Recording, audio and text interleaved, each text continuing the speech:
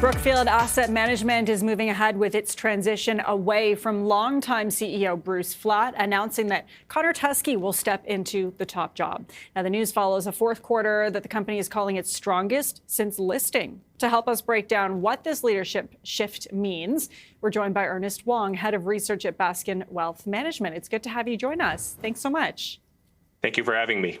So let's just look at Bruce Flatt's kind of tenure. What would you highlight as his defining achievements throughout his time as CEO?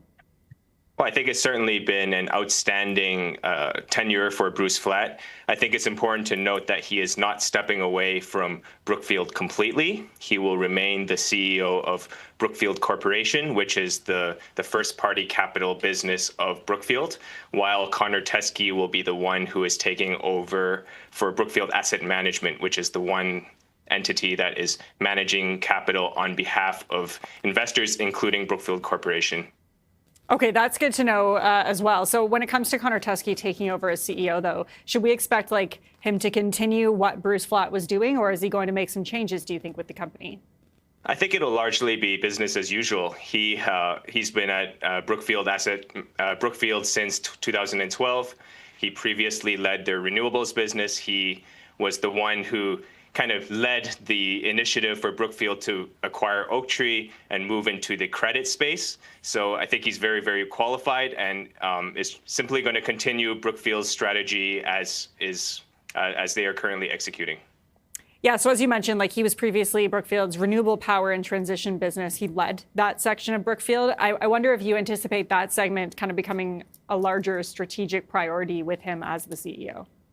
Yeah, so I think one of the interesting things about Brookfield compared to all of the other private equity players in the market is that generally Brookfield does focus more on these infrastructure, real asset type of strategies such as ports, utilities, pipelines, real estate, and certainly renewable energy.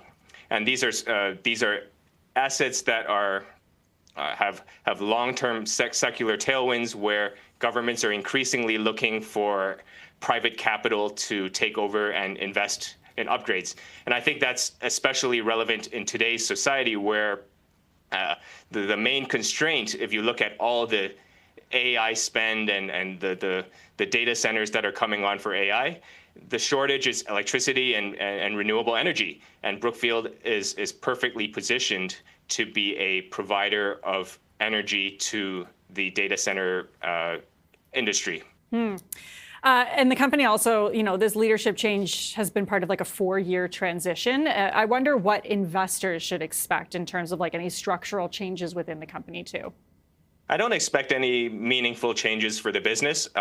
Brookfield has always been a very innovative company in terms of launching new strategies, finding ways to diversify the fundraising, whether it be from the insurance vertical, whether it be to extending to private wealth, whether it be to even raising money from the public affiliates that they have. And so I don't anticipate any change for that. I think one thing that Brookfield has kind of increasingly been doing is acquiring partner managers, taking small stakes in small asset managers that are kind of outside their core competency and provide them with scale to enter into adjacent markets. So I think we'll probably see some more of that as well. And Brookfield also reporting, as I mentioned off the top there, what it called its strongest results since listing on Wednesday, which is pretty phenomenal to hear that. I mean, what factors do you think are driving that level of performance? Yeah, I think that it was certainly a record year in terms of fundraising and in terms of earnings per share growth.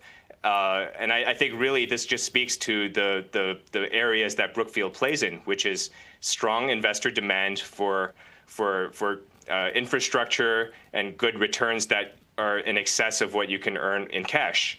And I think one thing to note is that an increasingly large amount of Brookfield's asset growth going forward is coming from the insurance vertical, which is not subject to the same challenges facing private equity fundraising that some of the other participants are seeing as well. And they have plenty of dry powder to take advantage of market distress if it plays out. And so I think all of this led to the confidence of the management to raise the dividend by 15% and announce a 10% share buyback as well. Yeah, it's pretty amazing to hear that. I think you touched on this as well, but the firm raised a record-breaking $35 billion in the fourth quarter. I'm wondering what contributed to the surge in capital inflows there.